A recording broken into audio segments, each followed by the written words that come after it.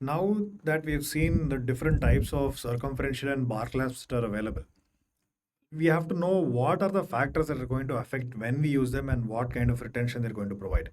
Right now, if you take the both type of clasps that are available, the circumferential and the bar type, right? The bar clasp will always provide a greater degree of retention if all other factors are equal. So that is one, right? Now, what is the degree of undercut that we're engaging? The more the degree of undercut, obviously, the greater the amount of retention that is going to be provided. Standard, we usually use around 0.01 to 0.02 inch of undercut, not more, right? Which is roughly around 0.25 to zero point 0.5 millimeters. Now, the third factor is going to be the flexibility of the clasp.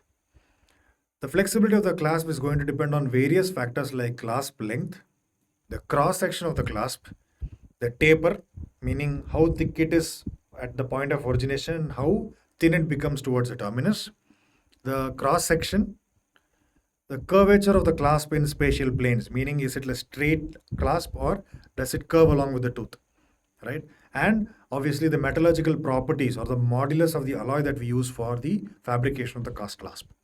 Now, if you take flexibility, right, this is the formula where deflection or the flexibility is 4 times the applied force into the cube of the length divided by the modulus of elasticity, the width into the cube of the thickness.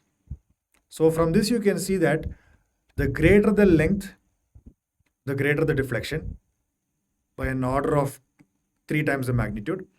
Similarly, the greater the thickness, the deflection decreases by the cube of the magnitude because here the thickness is in the denominator. Same thing goes for the width. And of course, modulus of elasticity is basically the stiffness of the alloy. So the stiffness, the thickness, and the width will contribute to decrease in deflection, whereas greater length and greater degree of applied force will increase the degree of deflection or flexibility. Right? So clasp length, what does it do? If you consider the clasp is basically like a cantilevered beam, meaning it is supported at one end near the rest, whereas the other end is loose. So I told you, the greater the length, the greater is going to be the flexibility of the clasp. Next, cross-sectional diameter, or in other words, thickness, right? The greater the thickness of the clasp, the lesser is going to be the flexibility and greater the amount of engagement of the tooth, right? So if you take two clasps in which all the factors are similar except for the thickness, the one with the greater thickness will have a lesser degree of flexibility but provide for more retention because it is much more stiffer. Taper, which is basically the origination of the clasp, the thickness, and the thickness towards the terminus. A properly designed clasp will always have a uniform taper from the point of origination to the terminus. Right? If properly constructed, it should be twice as thick near the point of origin as it is near the terminus. Or in other words, the terminus should be half as thick as the point of origination. If this is properly tapered, then the clasp flexibility will be much better. The circular cross section. Now, a clasp that is having a pure circular configuration, like a combination clasp which uses the ortho wire, that will have more flexibility compared to a half round cross section. The reason being, a round wire can bend or flex in all spatial planes. It has something known as omnidirectional flexure. Whereas a half round clasp, because of the nature of its shape, can only flex buccolingually or a bidirectional flexure. And because of this, your orthodontic or wrought wire clasps, which is used in the combination clasp, will have much higher degree of flexibility and slightly lesser retention compared to a cast clasp. Right? So, and then of course, curvature in the spatial plane. A clasp that curves in multiple spatial planes, for example, a bar clasp which has to originate near the mesh, travel in the horizontal plane, then bend upward to reach the tooth, will have a much higher degree of rigidity compared to a clasp that is straight and just forms one simple curve. And of course, lastly, the metallurgical properties.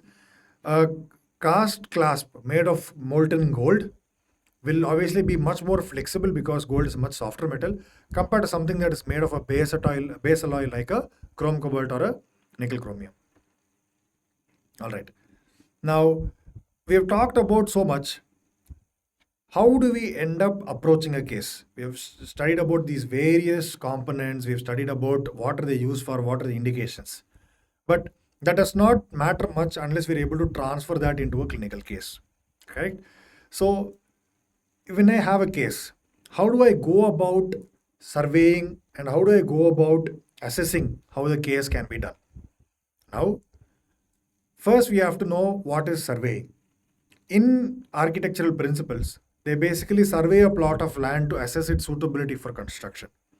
Similarly, whenever I get a case for cast partial denture, I first have to check where the undercuts are, whether I'm able to access them.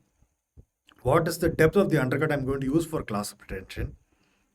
Whether there are any interferences like tori or bony bulges that are going to prevent me from using these. How are the long axes of the different teeth that are situated? So all these are different things that I will have to first look at before I decide what kind of components I'm going to choose. Because the undercuts might be positioned in such a way that will prevent me from using the simplest and most straightforward design. So I will basically have to survey the case, find out how my path of insertion, path of removal, the undercuts are going to be before I go ahead and plan the different components for the case. Now, just looking at this case, I'll talk you through how I would plan such a case. Right? You have this teeth, and straight off the bat, you can know that it is a class 3 mod. Right? You have anterior and posterior bone case. You have teeth on both anterior and posterior. And you can see that there is a lingually locked tooth. Straight off, I know that that tooth has to be removed, or I would have to do orthodontic correction, which possibly considering the age of the patient might not be a proper choice. Right? Now, in such a case, I would probably end up trying to remove that tooth. Now, in the software I'm using here, it is possible to do virtual extractions, which I will be showing you, right? It will remove the tooth, and then I will go ahead and basically check for the path of insertion of that particular case.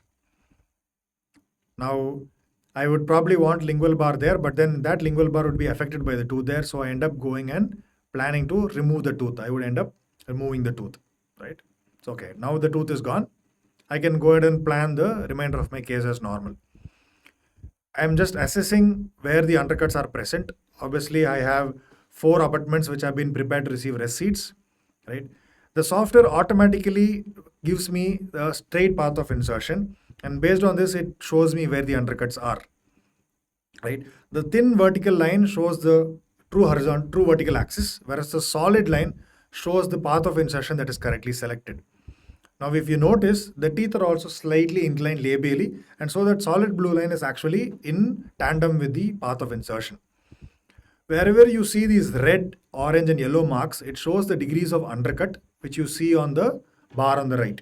So anything between 0 to 0.25 is yellow, 0.25 to 0.5 is orange, which is the undercuts that I'll be using. Now, of course, there are areas in red which I do not need because they are too great of an undercut.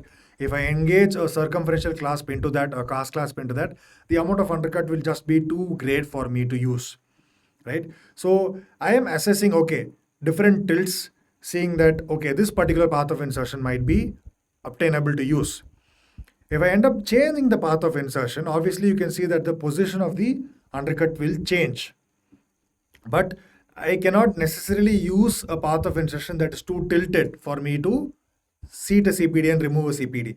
Because you have to remember that if I change the path of insertion, it would mean that the patient has to tilt the CPD and wear it. And anything more than 10 degrees of tilt, the patient cannot open the mouth wide enough to tilt a partial 15 degrees and try and insert it in their mouth, right? So almost always I will be having a straight path of insertion which can maximum vary 10 degrees in any direction.